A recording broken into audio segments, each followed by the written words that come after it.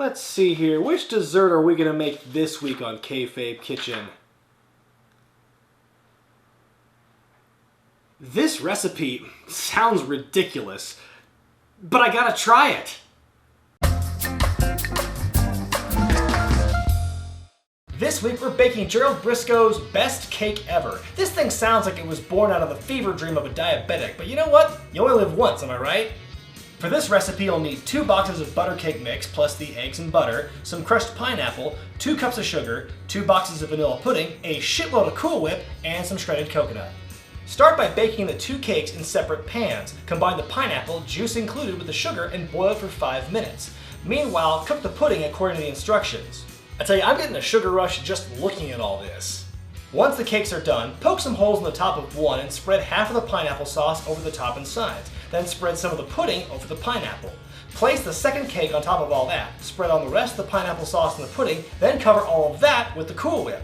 Toast the coconut in a 350-degree oven for 10 minutes or until it's golden, then sprinkle it on top of the cake. Let it cool in the fridge and voila! First thing off the bat, best cake ever is a bit of an overstatement. I kind of regret my morbid curiosity in choosing this recipe for this edition of Kayfabe Kitchen. It's not a bad cake. It tastes fine, and the things in it all combined taste good.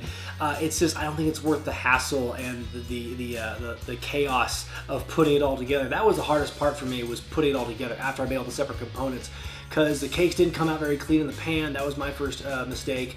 And then putting the sauce and the pudding made everything, they were still warm, so putting the Cool Whip down was very difficult to put an even, consistent layer of Cool Whip down without it all melting.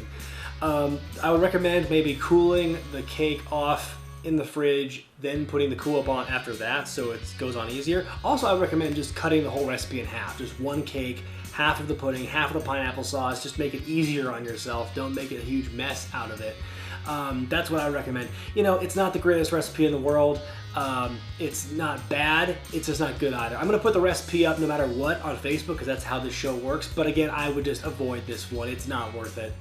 So there you have it. Gerald Brisco's, quote, best cake ever. A big hassle for a small payoff. I don't think Mr. McMahon would approve. For the complete recipe, visit the Wrestling with Regret Facebook page.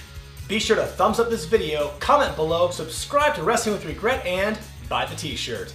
I'm Chef Brian Zane, and I'll see you next time.